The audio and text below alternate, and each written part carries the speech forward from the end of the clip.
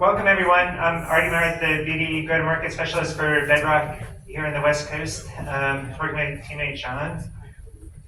How many folks are familiar with Bedrock or use Bedrock? Cool. For the folks that aren't familiar, Bedrock is our managed service for Gen AI. There's a couple of key tenets to keep in mind. The first is model choice. We have, depending on the region, we have over 240 models available, and some of those are available serverless. The popular models folks are familiar with, like Anthropic Cloud models, Meta Llama, DeepSeek, Cohere, a bunch of different models there. And we also have a Bedrock marketplace where there's another 170 models, and those are purpose-built models, small language models. There's ones from Hugging Face, NVIDIA, all sorts of different providers. We have a whole slew of features and functionality that we're going to show one in a little bit. And then something to keep in mind when you're accessing models through Bedrock, that data is not being shared with the underlying model providers, and we're not using either, so it gives peace of mind to folks, especially if you're working with enterprises or PII. One more question. How many people are familiar with Agent Core? Who's actually using Agent Core right now? Hey. Jake. And then, there you go. So we have these cool Agent Core glasses. Anyone else? Or we'll come find you after. But without further ado, I'll hand it over to John. All right. So, in good, to keep with the good habits we've taken so far with the built on Bedrock demo nights, we're going to try to do 0 slides. So if you haven't heard about Agent Core is Amazon's ambition to become the best place to run agents at scale and with the right governance anywhere. So we've really started, if you go to, I'm going to show you the console first. So if I go into Bedrock, this is way too small, right? Let's make it slightly bigger. So if you go into Bedrock, you will see all of our nice features around our catalog of models, just like Artie was telling you. We have over 200 models that are available right there. We've built a set of features that allow you to build your generative AI applications faster without having to reinvent that all the time. So if you need to do retrieval and message generation, fine. We have our knowledge bases, but we see that more and more generative AI application builders want to go into something that is agentic. They need to do multiple turns to a model. They need to use tools. They need to interface with MCP servers. All of that needs to be done, and doing it with just like a simple code that you're going to run within one container is not hard. Doing it at scale and being able to operate it with the right governance is the hard part. So we see a lot of POCs that fail, not because the idea wasn't good, but because the execution and making it work for tens or thousands of users is hard. And that's what Agent Core wants to solve for you guys. So if I go into Agent Core, you'll see you get taken to an actually completely different part of the AWS console because it is very different. Agent Core is a set of primitives that allow you to build out agents in a super simple way. It all starts with a runtime. So your runtime is really something that you would think of a bit like a Lambda function. It's something that you're going to be able to invoke for each of your agents, for each of your users, and it's going to scale up. The main difference you would have with Lambda function is that an Agent Core runtime can run for 8 hours. Another one that might be interesting to you guys if you're looking to do cost optimization is that Agent Core runtime is not going to charge you for vCPUs when they're waiting on IOPS. It's really important for generative AI applications because you spend a lot of time waiting for models to answer you. You don't want to pay for vCPU at that time. So the main difference between running your own containers and running Agent Core runtime is going to be that. While you're waiting, while your vCPUs are doing nothing, what are you paying for them? Here, you're not. And so runtime, definitely something that's interesting. And I can have as many agents as I want. Here I only have 5 different agents. If you look at the name, you see that I have one of my agents is called MCP server. And the main reason behind that is because runtime allows you to run agents, but in the end, it can run any framework of agents. So if you're using LangGraph, if you're using LangChain, if you're using Bidentic, if you're using, I don't know, Mastra, like anyone using Mastra here? Bidentic, LangChain, cool, Strand? Okay, I'm super interested in what you guys are running. If you're running these frameworks, I strongly recommend that you look into agentic frameworks because that's going to accelerate the way your agent can be built. Well, agent core runtime is compatible with all of that, and deploying it is super simple. It's just creating a container that will answer to a slash invocation and slash REST API, or implements the MCP interface. So that means we can host your MCP servers without actually having to manage the servers themselves. And you are only going to pay when they get requested by the number of requests. And same thing, if they're waiting on IOPS, you're not paying for the CPU. So super interesting. One of the few things that we've added for the launch that I think are interesting to talk about are going to be seen right here. So one, we added the A2A protocol support. So if you're planning on building out a fleet of agents, you want them to be able to be invoked in an A2A mode, well, we have that. A second thing, we've had a lot of customers that ask for identity propagation. So it's cool to be able to call an agent, but that agent needs to do things, and you want these things to be done on the behalf of the person calling the agent. You always have kind of these 3 things.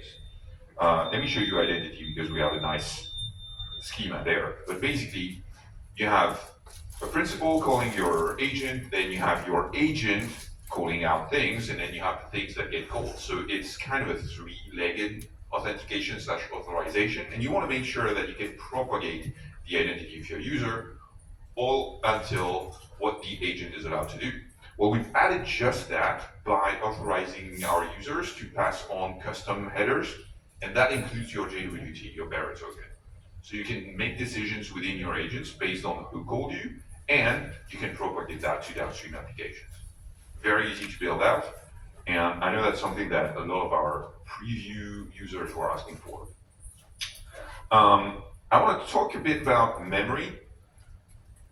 Once you start to scale your agents, decorrelating the memory, so what it remembers from the previous interactions, what it remembers from the preferences of your users, what it remembers as a semantic research into the corpus of data that it has, you want to decorrelate that from the compute itself.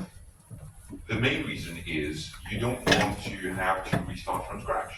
You want your agents to be able to maintain a conversation over time or to learn from what happened before. All of that is a managed solution, super easy to do for both short-term memory, basically the messages and the session parameters, and also the long-term memory. And we can handle summarization, we can handle the strategies for accessing that memory. All of that is super simple managed service that can integrate natively with Strands, with LangChain, with Crew. So super easy to set up. I want to talk about Gateway. So Gateway is another way of hosting MCP servers. And the main benefit you'll get from Gateway is you get to pay per request and you don't need to write any code. For instance, here, if I decide that I'm going to have an MCP server that authenticates any AWS principal identity, and that allows me to send requests to either another MCP server, so I can create authentication there, or custom code that I host in the Lambda function, super easy to do, or a set of REST APIs. If I have an open API spec, or if I have a Smithy definition for APIs, I can immediately make that into tools without writing a line of code. I just need to give the schema there, we're taking care of everything else. And we have a set of integrations, so we've had a bunch. We have about 30 in the plan.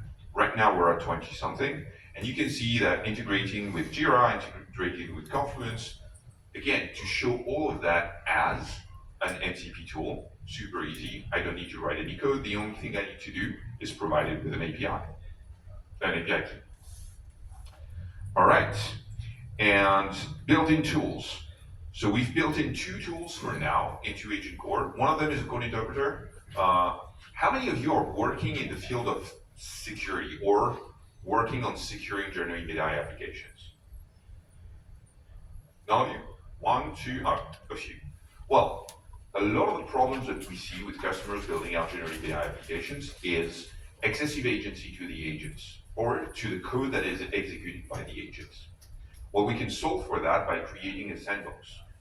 It's a fully managed environment that has compute, that has storage, that has a file system that you can make execute the code you want. So if your model comes up with code, execute it there. That way, it doesn't have access to the tools, it doesn't have access to the network, and it's just more secure. It preserves the security posture of your applications.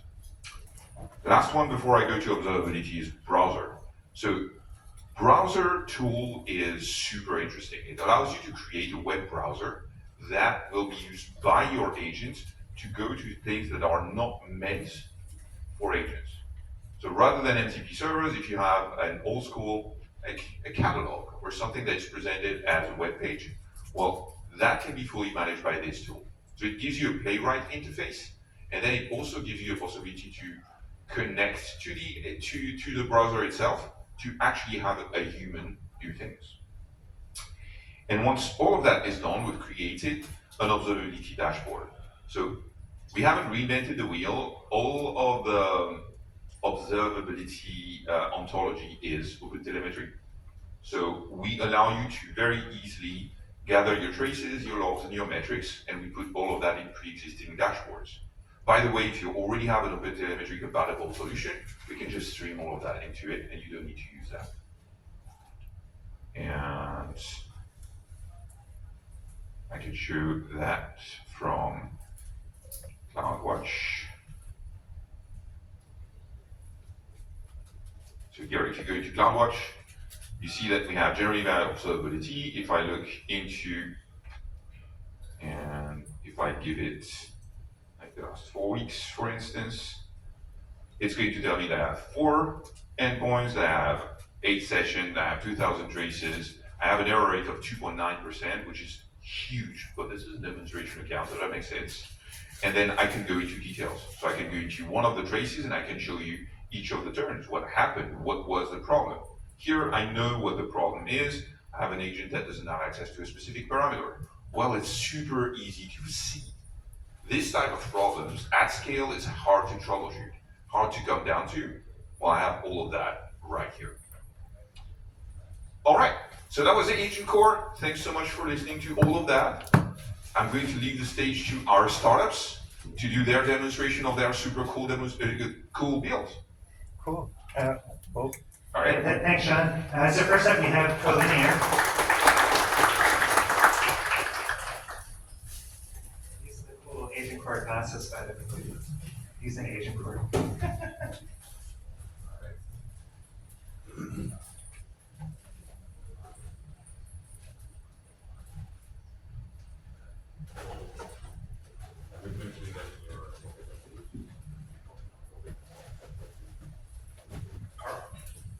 Okay. Can you guys hear me all right?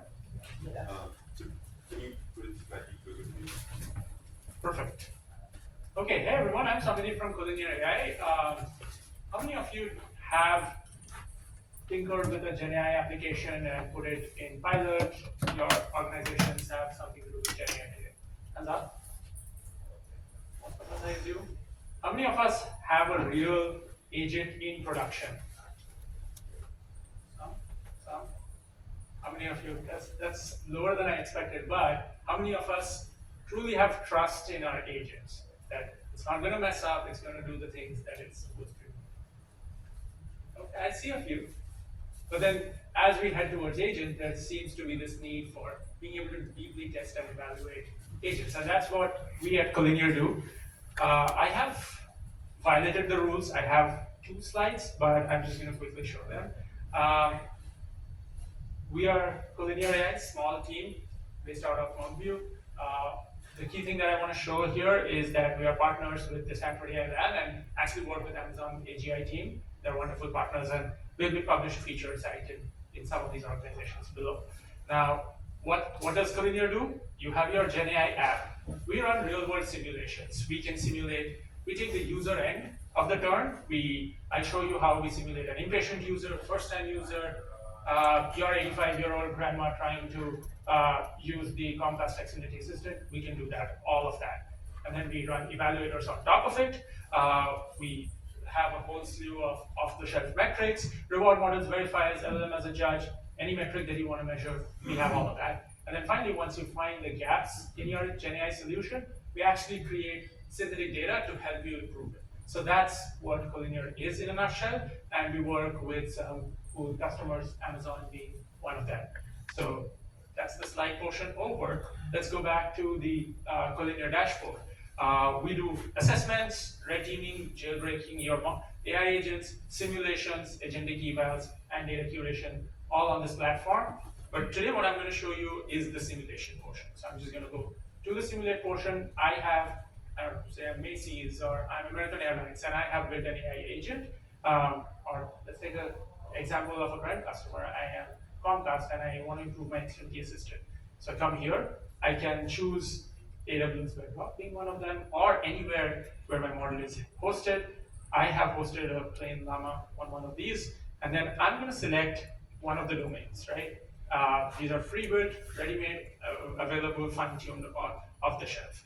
So today let's select, let's say I'm feeling telecom, going with the Comcast use case, customer billing and support, right? And so based on our work with Comcast, these are the top few intents that we see customers reaching out to Xfinity Assistant for. So they're like, I'm going to select, say, viewing my bill, disputing my charge, add-ons, prepaid, a few of them. And then if I have any custom intents, say, add a new line or something to that effect, I can just throw it in there. This is what my fake simulated users are going to ping the Xfinity Assistant and ask about.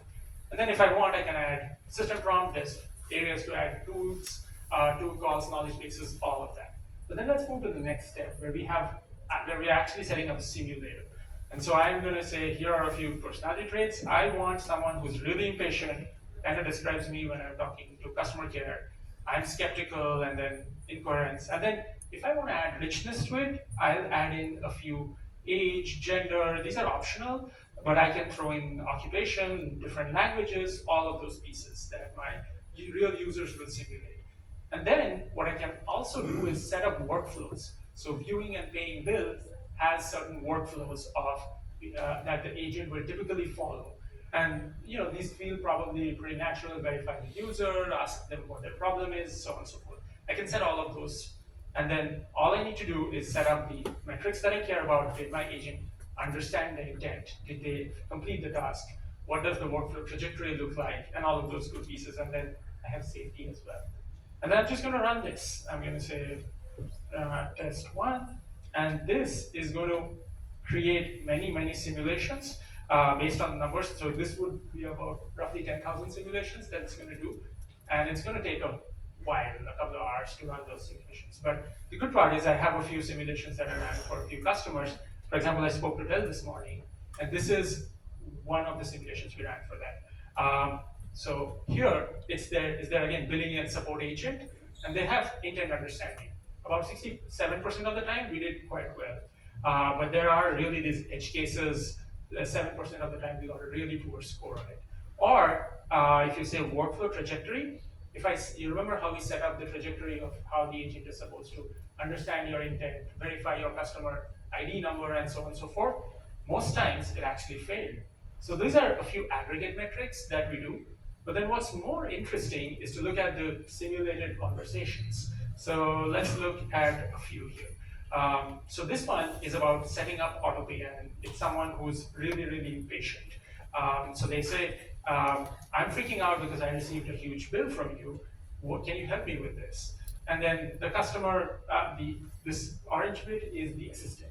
And the assistant responds and so on. As you can see, this is a 50-turn conversation, all created to mimic that user. But as we scroll along, you see how the agent starts to get user starts to get frustrated. You've always experienced this. Oh, I gave you my account number already. Just give me the answer I'm looking for. And then you scroll down, it's going to take up, hey, I don't trust you with all of this information. Why is this so hard? Just set up the autopay for me. And then if you scroll further down, that was so hard to follow. The agent gave the instructions and that didn't work. And so you could go further and further along, and you can say, hey, I'm sick of talking to a machine. So it goes on to more and more extremes. But then what's the key takeaway here? The key takeaway here is you can then go deeper into what are the steps of the workflow and wherein did we fail. So for example, you could say, did the agent request account details and the preferred method? And no, the agent did not do that. And why did they not do that? This is kind of a little bit of rationale about why they did not do that. And then step by step, it gives you more details. And then you could go into the metrics that you set up. Again, you get to choose your own metrics. We can set up custom metrics. You can set up LLM as a judge and all of those pieces here. And then maybe we could look at another one here. Very briefly, this is skeptical. This person is also trying to set up autopay, but this person is skeptical about giving out their bank account information. Instead, they don't want to do only their credit card and not that. And the agent just does not understand that. So here and there, if you keep scrolling down, they'll be like, okay, I share my phone number. I'm not comfortable sharing my bank account information. Now, this is a real world situation that could happen. For me to set up and test this was little to no effort. Our agents imagine up these rich backstories to actually create simulations and create different test cases, edge cases that could happen to you. For example, in healthcare, I've seen situations where the bot will do, I'm lonely, I've been through COVID years, I was laid off, I haven't spoken to anyone in a while, I need to talk to someone. And these are real world situations that we have deeply tested agents around. And the good part is you don't have to sit and write all of these different test cases. So that's what we as Collinear enable. And once you find out those weak points, we can actually help you generate a lot of data to fine-tune your models and drive performance. I'll open this up for questions because I have a minute and a half remaining. Anyone have any questions? Yeah, I'm impressed. The question I have is, where do you come into the equation? You are testing agents with your synthetic data, or just generating all these simulations? What's that? You're building the agent and running it. How does it work? Yes. No, it's a platform that enables you to generate data, generate synthetic data. I think at the heart of it, what I want you to take away is Collinear is a company that generates synthetic data. If you are building an agent, it is data for evaluations. If you have built an agent and want to improve performance, it's data for post-training, RLVR, SFTs, CPT, we do all of that. But in this use case that I showed, it's evals data that is generated on the fly. Do you have other questions? What about the voice testing? Does it also include voice simulation and testing, or it's chat? Great question. Yes, voice is included. Not on the demo, but yes, included. One last question here. Sorry, just real quick. If there's an industry that's not listed there, this customer case is very specific to the kind of thing that you encounter in this scenario. How would you learn a new industry? Yes, another great question. So we actually help you set up in two ways. One is this UI, nice, clean, easy to use, but then we also have notebooks that are far more knobs and controls. For a new industry, we actually work with you if you have historical chat logs, etc. For example, with Comcast, we analyzed their last million conversations and came up with those, and we can set these up in under a day. Well, let's give a round of applause. Thanks. Next up, we have Keith with Lightfield.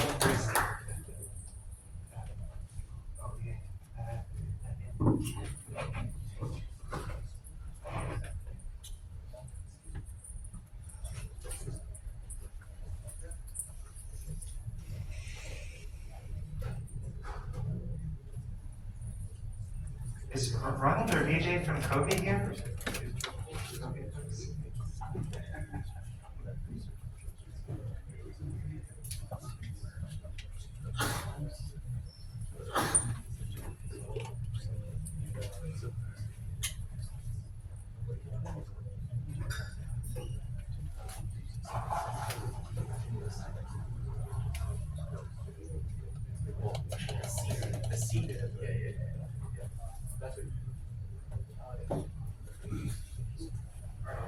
Everyone hear me? Yeah. Yeah, All right, what about now? Great. All right, thanks everyone. My name is Keith, and founder of a company called Lightfield, and we're building a self-assembling, self-updating AI CRM. That also has great data to power agents. I guess I'll start with a quick show of hands. Who here is building a B2B company? Okay, got a couple. How many of you set up your own CRM? Great. So this is great. And did you use ADIO, or did you use HubSpot, or did you use HubSpot? Great. And how long did that take you? Quite a bit. It was probably more. Still working on it. You guys are still working on it. Yeah, exactly. Probably a little more than an hour. So we thought this was an interesting prompt in the sense that a CRM is an artifact from honestly pre-cloud. Like it's a relational database that a human filled out the fields. And we thought it would be actually a lot more useful to build something automatic, that sucks in every single customer interaction you have, creates a data lake, then gives you structure on top of it that you can use, and ultimately builds context so that you can automate a bunch of work on top. So I'm going to show you my CRM, which is actually kind of an uncomfortable thing to do in front of a bunch of strangers. But I think that the first thing I wanted to share is that we've put zero manual data entry here, and everything I'm going to show you is sort of happened and collected automatically using an intelligent system. So you can see over here, this part sort of looks like a boring CRM. You can see I've got this meeting with the Bedrock folks right now. And let me explain how this all works. So we have a system that will connect to your mail, your calendar, your Slack, your customer interactions, and then we'll sort of soak up all of that customer data, and then using that, we'll create all of the CRM objects that you would expect to see, like accounts and opportunities and contacts and more. And the sort of nice thing about a product like this is that the schema you choose is actually very arbitrary. It's actually one of the least important decisions you could make in using a system like this, in the sense that if you were using a Salesforce or something, you would have to set your schema ahead of time, and then if your sales team didn't fill out those fields, they sort of evaporated. Whereas because we soak up everything, you can change the schema to your heart's content. And then we'll go and refill all of those fields sort of dynamically to give you this system of record that sort of is updated to the way you see the world. So I'll give you an example. This in our sort of automatic CRM, I created this current field, a little bit meta, of what's the current CRM that our customers use, and I described it. I gave the system a prompt, and then it went and filled the current CRM field for every single customer I've interacted with. The other thing that we can do is, if you've set up deal stages before, this is quite an archaic process in the old world, whereas here, it's completely configurable. You can add a stage, you can give it a prompt, and then the system knows how to move this along after you've had a call, a meeting, that sort of thing. And then the last thing I'll show about the sort of boring parts of the product is that we've got this sort of knowledge base that's growing about the way you sell and the kind of company you have. And we found that this is actually a pretty important sort of piece of missing data from like the average call recorder. Because as founders, you're probably selling to other founders, and you're sort of like run-of-the-mill call recorder or LLM can't understand what you're selling versus they're selling, or what's the or who are the actors in the room. So we've got the system that sort of creates memories of it's learned that we cross-sell, we sell against HubSpot a lot. Who do we sell to? Our conference names, why people move over from other CRMs, and this actually just makes the collection and the processing much richer. So that's sort of the boring parts, and now I'll show you some things you can do with it. So first I'll go to let me see if I can find an opportunity here. Yeah, this part works just like a Kanban board should. You know, you can drag things and all of that. But let me open up one of these. So first, this is you know, the sort of home or the corpus that we build for every account. Again, this was all zero manual entry, where we can talk about the summary, how they make money. We'll fill out all these fields for you so you don't have to. And then, you know, when you've got a meeting, we'll go and send a video recorder and a transcriber in, and that transcriber will have much more context than sort of your run-of-the-mill horizontal transcriber, and it'll give you sort of next steps and content from all of your customer interactions. So I'll show you one. For example, this was a meeting that back there had with a customer, and there's video. And you know, you've got some sort of like an unstructured summary, but you also have these like other updates, right? Where here, you know, we updated that current CRM for you automatically. This move to trial sort of took our deal stages automatically, and you know, it sort of pulled out the next steps. And then it also created some tasks with some context that gets synced to, in our case, Linear. It's sort of our company's system of record for engineering, but can sync with any task tool. And then it can also handle follow-ups. So I'll actually go back. And one of the nice things about all of this context is that you know, you can see some emails here. You know, if I ask the agent to write a follow-up, it knows who I'm speaking to, and it knows everything that we've said in the past, and it like sort of knows that this person's you know, what they like about the product, what they don't like about the product, and it generates something pretty quick. All because the context is embedded in the system, and you don't need to get a bunch of tool calls. So like that's kind of lame to do a demo of sending one email. Now I'll show you two more things. You know, you can sort of open a chat, and now you can ask really hard questions of this data lake and sort of chain things together. You know, you might be able to say, how has my ICP changed in the past month?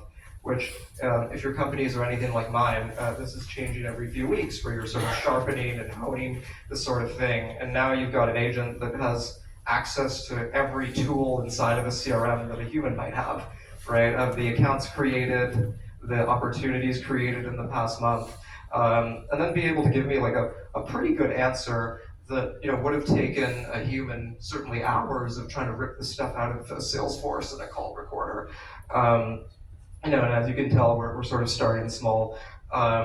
And then the other thing you can do is start to maybe chain some things together. This will be the last thing I'll show. I realize I'm coming up on time.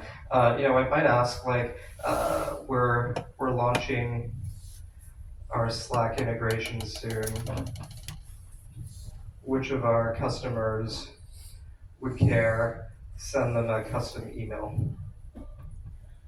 each, right? And then you can start to orchestrate, you know, using this great Bedrock infrastructure of having Claude have a bunch of different CRM tools that it can then chain together to orchestrate something that would have taken you probably quite a bit of time in the old world, whether you were using a classic email sequencer and a classic call recorder and a classic CRM, whereas this is the sort of thing that you know, we can do in a couple of minutes. So I'll stop there because I realize I've got a minute left, and see if anyone has any questions while this tool is running. Anyone have any questions for Keith? Yes. Hi, thanks. This is really great because I was working sales, so it's really useful. I'm new to agents, so I have a silly question. What you showed us, does it depend on one agent you develop? Is it a set of agents? If it's more than one agent, are these all first party? Did you license some from outside? And if your startup was acquired today, is there one specific agent that is like 90% of your IP value, and why is that? It's a good question. So we've built a bunch of different agents. We've built one for being able to Splunk through an account with unstructured data. We've built one for writing email. We've built one for sort of scheduling tools. So it's just like a library of first-party agents. You know, and then we sort of leave the main model. I mean, we're using Claude, the biggest version of Claude for orchestration. So I don't know if there's like one that has, you know, all the IP, but I would say it's them all working together that sort of is making the product work well. Any other questions for Keith? Yes. Why do you have a tax plus? Why do you have a task list? Why don't you just assign all the tasks to your agents and let them do the work? It's a great question. Some of these tasks are actually need to be done in software we just haven't built integrations for yet. So we're actually building our own API very soon so that you can just assign them to different tools and different agents. And honestly, you'd have to do very little of this stuff going forward. I have just one last one here. Yes. Hi, are you guys feeling any pressure from traditional CRM companies with internal teams working on tools like this? And if so, like, what are you guys doing to differentiate yourselves and what they're working on internally? I would say honestly, our strategy is to be a company's first CRM and grow with them. So we, our ICP are actually a lot of the folks in this room, and we've never lost someone to a traditional CRM. That being said, I'm sure when we want to move up market at some point, there are a lot of there's one company here, that's invested in this stuff. But so far, we've found empirically that like Agentforce doesn't work, and a lot of these other tools don't quite work because they just don't have the underlying data. So whenever someone asks this sort of thing, we're like, great, show us a version of that other company building an agent that works, and we'll show you our system doing stuff that works. So you guys don't see yourself competing with the internal agents at these companies? You see yourself as competing with the CRMs themselves?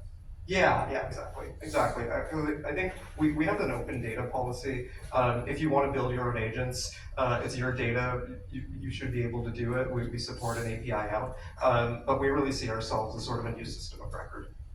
Let's give Keith a round of applause.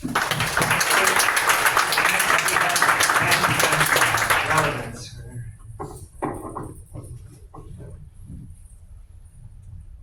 All the way from Australia. Okay, what are your team?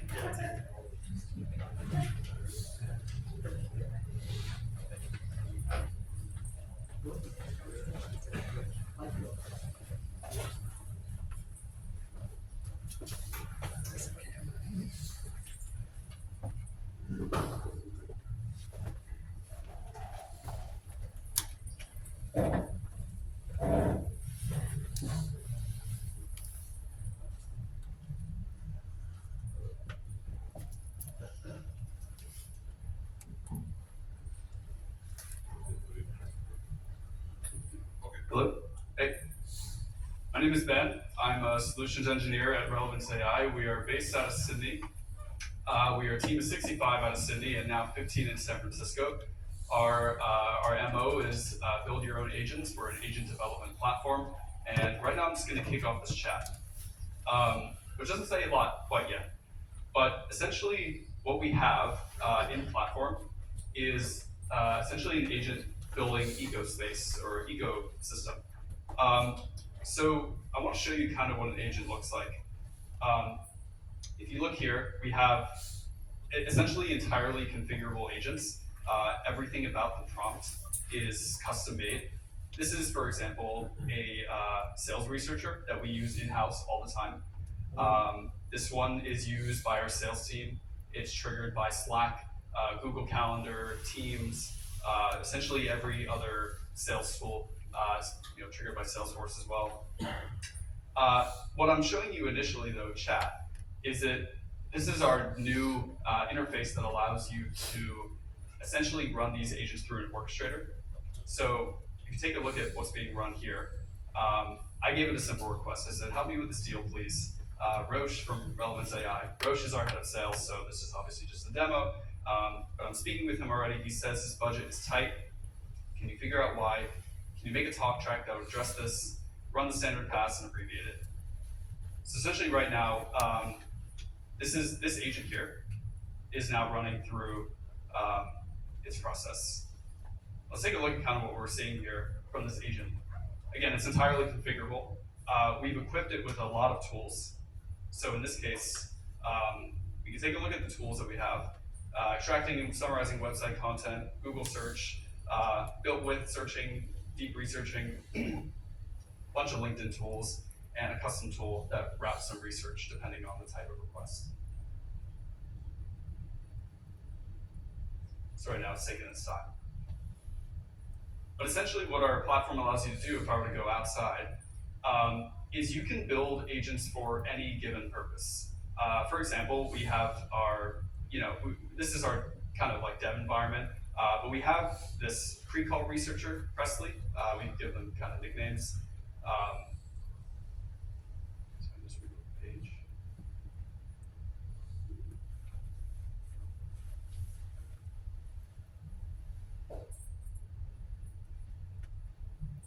One second.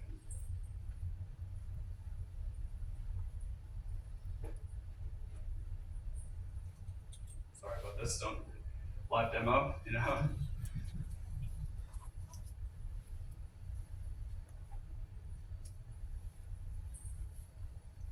Anyways, let's continue this chat because this one still seems to be operational. In this, it's just continuing to run through its tools. And when we click on the tool, we can see that the agent is running it here with both an input using the LinkedIn URL and the output here. What's being run here is deterministic on the back end. So this LinkedIn tool, for example, just takes that LinkedIn URL and scrapes it. Same thing with the Google search. We're just running like a SERP API underneath. A lot of thinking here.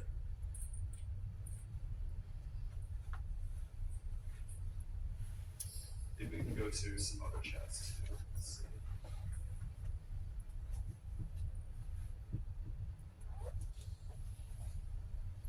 So let me just skip to this one here. And now let's say you want to use some other agents, get some other agents in the picture. Maybe we want to talk to our CRM. Let's say HubSpot. I'm not going to run it right now because it seems like things are running a little slow. But essentially, you can call other agents into the picture. Say, Harry, the HubSpot wizard, is Roche a contact in my CRM? And then maybe you could say Apollo, if he is not. Can you get? This is just an example of how we use our agents internally and how our customers do it too. Typically with chat, we see that a lot of sales leaders are deploying these org-wide. So, for example, we recently have a client who just deployed to a team of roughly 500 people this version of chat, where they built out their own agents in-house entirely around their business logic, and then kind of went with the launch so they could do stuff ad hoc. But let's say now I have a meeting with Roche. So let's just actually give it a quick prompt. And this is a new feature that we just launched. So we're going to say at slide builder.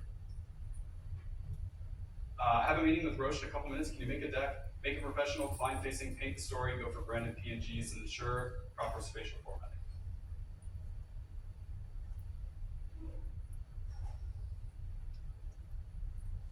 So in this case, slide builder is another agent that we've built in-house.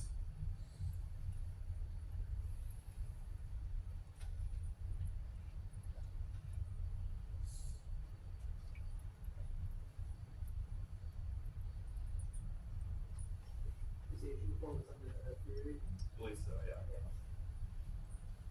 Just generates images, not a PowerPoint. This actually, to be honest, I would have to talk to my engineers about how exactly this works, but it generates a custom web link to an animated PowerPoint. So I guess I cheated a little bit, no PowerPoints, but obviously here's our PowerPoint. So anyways, right now it's kind of going through its motion here. It's iterating slide by slide. You can obviously give it feedback and tell the slides what to do. Here's another one, for example, actually a good usage of what I've done previously. So I gave kind of a different version of this deal, but I said for myself, speaking with him already, need to figure out why he needs more proof to show to his stakeholders. But maybe I also wanted to have this situation here where I'm going to call my name in the CRM. Am I in the CRM? What's my email? Use Apollo.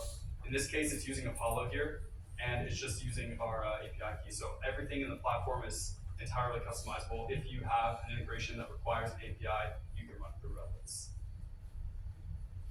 And then essentially more on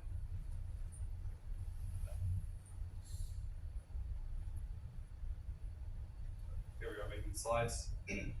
we find that a lot of our use cases kind of reside with sales teams, marketing teams. For example, massive SEO networks or agent networks. I wish this page were loading a little better. I would show you kind of what this workforce looks like.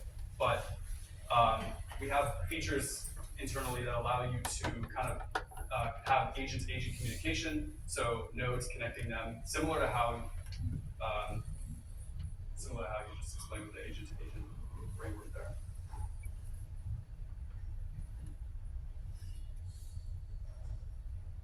And this is, for example, like it's not loading. Either way, I wish it would load.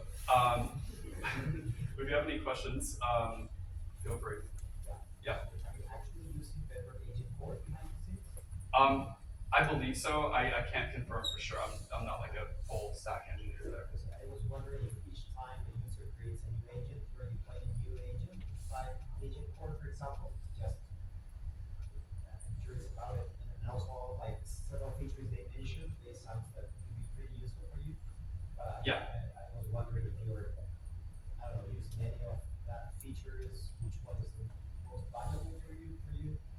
Yeah, I believe so, but frankly, I don't know. Sorry. Yeah. Anyone have any questions for Ben? Yeah, hi.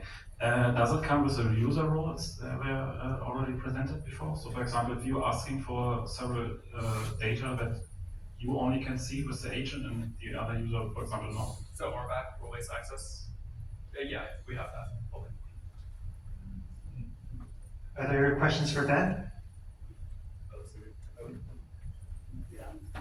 Curious. Why do you need to tag the agent versus just have the system figure out what agent would be most useful for the question being asked?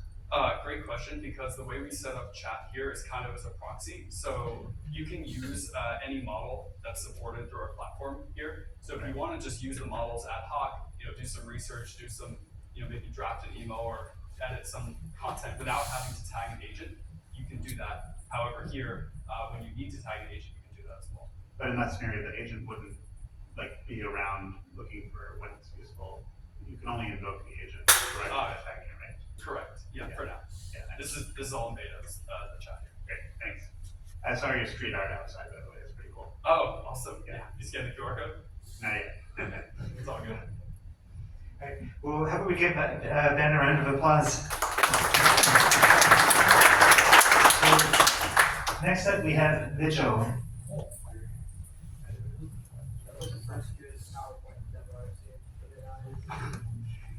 Give it a shot.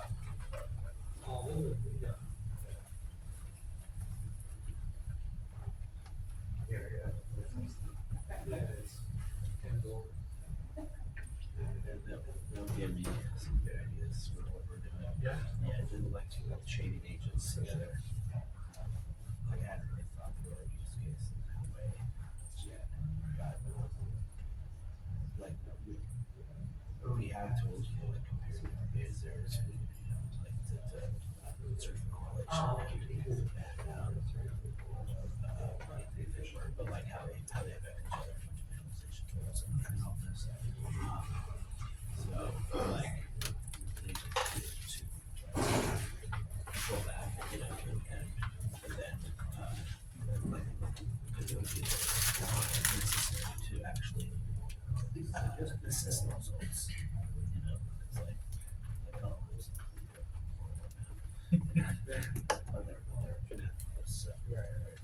Hey, I do apologize. My neck is a bit thicker than a normal person. Yeah, my name is Zdravko. I'm from Vijil. Vijil is a company that focuses on safety and security of Gen AI agents. So I will not do that hand raising by now. I think that most of the people here in the room actually are building Gen AI agents. So the main premise of what we do is perhaps best summarized in this workflow. Assuming that you have an agent, I breathe in this. Yeah. Assuming that you have an agent, going from proof of concept to production takes effort, takes time, takes energy, and at the end of the day, takes some risk because you will be offloading certain workflows to an automated agent. So what our job is to make that journey as quick as possible and as reliable as possible. So typical workflow would go something like this. You have built your agent, it does something. You come to Vijil, you give us definition of that agent. We take that definition, we create tailor-made tests for that agent, all happens automatically. We will evaluate your agent and we will automatically generate guardrails, or in other cases, different techniques to protect your agent and protect your agent. So that's the flow. From the beginning to the end, everything is measured, and you can basically quantify your risk that you're taking, and you are able to make sure that the agent is doing exactly what it is supposed to do and not things that you don't want it to do. Now, our platform, what you see here is actually deployed on EKS. It can be deployed anywhere. And it does many things. I'm not going to cover all of that here.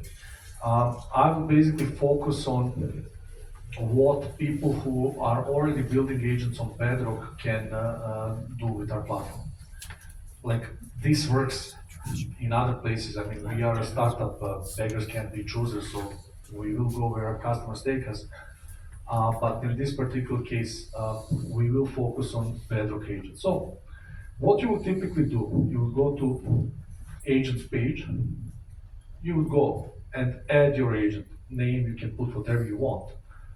But basically what we really ask you to do is to, let's say you have a Bedrock agent, you would go and enter agent ID, agent alias ID, you would enter keys. I'm not going to copy this, I already did that and I don't want people to see keys, that's not best practice. And you will basically give us your system prompt. This does not change, obviously, your system prompt is just like for us to know what the agent is doing.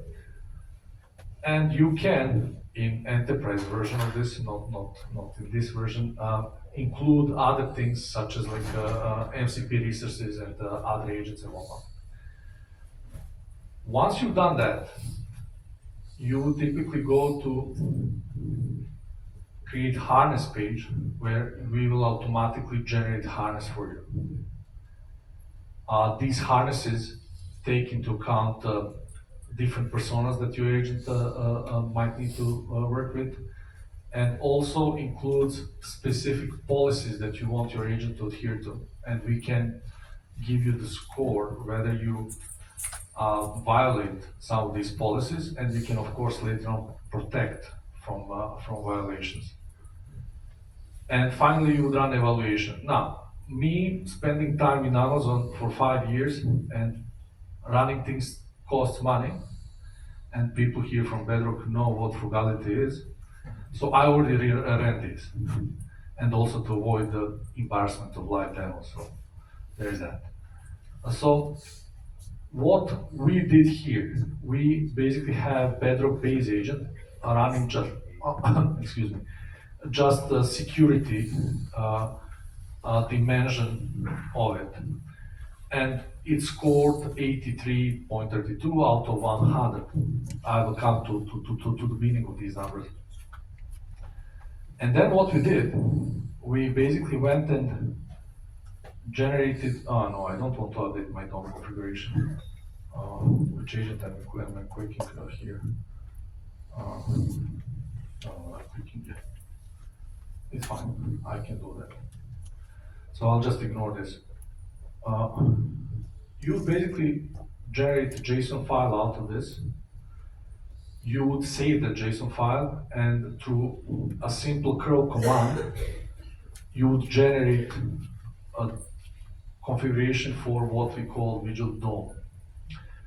And as you can see in this particular example, for this particular agent that is running on Bedrock, the score went up 81 to 93.57. So the key takeaway from this is that what we do as much as possible automatically for people who already have their agents, and we take it all the way from what's called red teaming to protecting or hardening of your agent, and we can measure before and after, and we can give you the risk profile of your agent after that. As I said, there are other features that I'm not going to get into. There is Playground, where you can manually inspect your agent, and you can export some of the conversations that you want to use as an example from the things that your agent was vulnerable to, if you, let's say, manually found something. All this can be deployed anywhere. In this particular case, it's on EKS and Bedrock. And yeah, that's pretty much it. Of course, there is like a Python client version of this, because for developers it's more user friendly than using UI. Yeah, so that's pretty much it. So I think that I'm good for questions. Anyone have any questions up front? Yeah, I'm still breathing this. I apologize. I like the trust part. My question is, actually it's a two-part question. One is how you measuring the trust score, and what made it go up? Okay, how we measure, well, we spent, I want to say months, but it's probably closer to a year of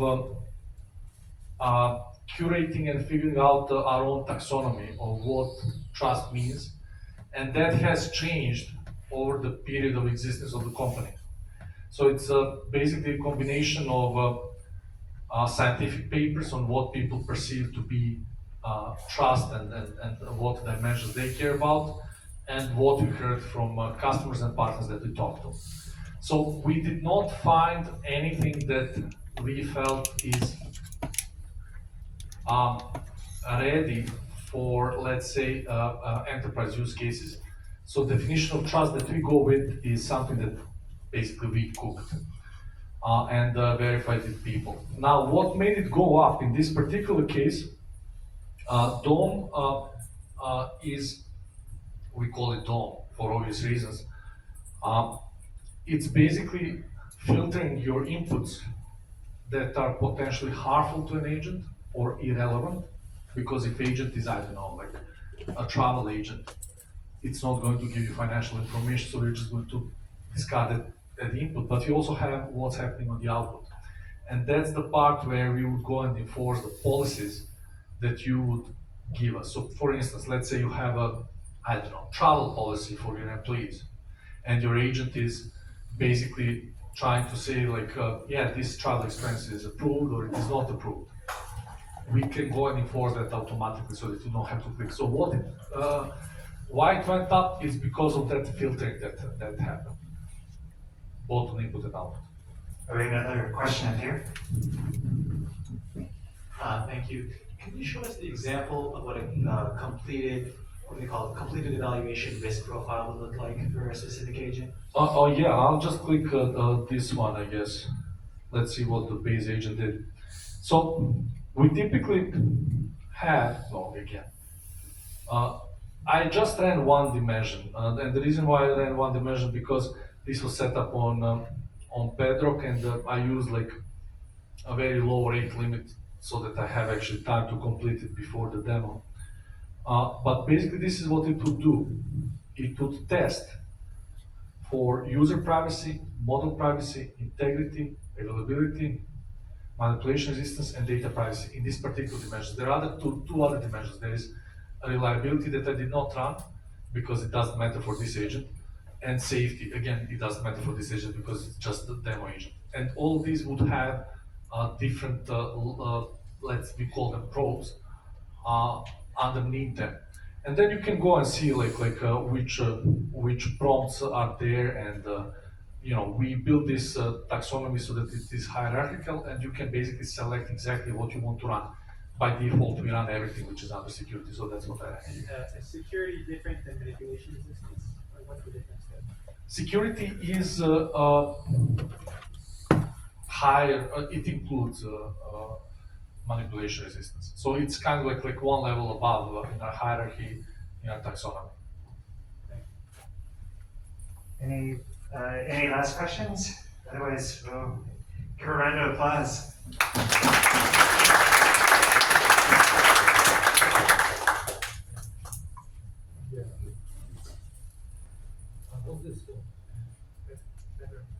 Bedrock glasses. It's good. They're not meta glasses. Are the real glasses not jokes? They're $2. Don't wear them for $2. Amazon, I told you, reality.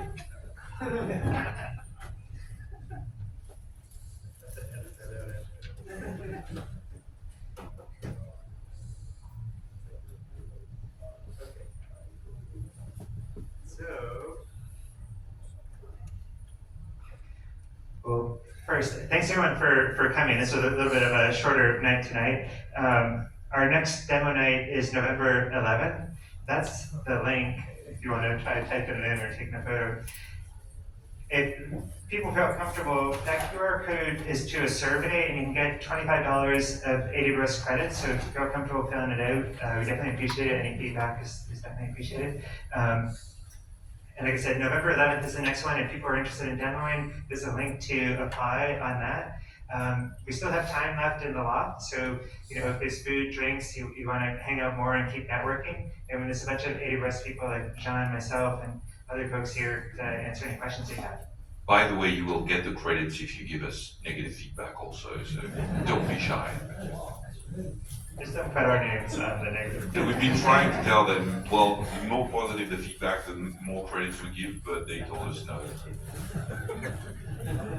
So these are pre-made agent core classes. Anyone?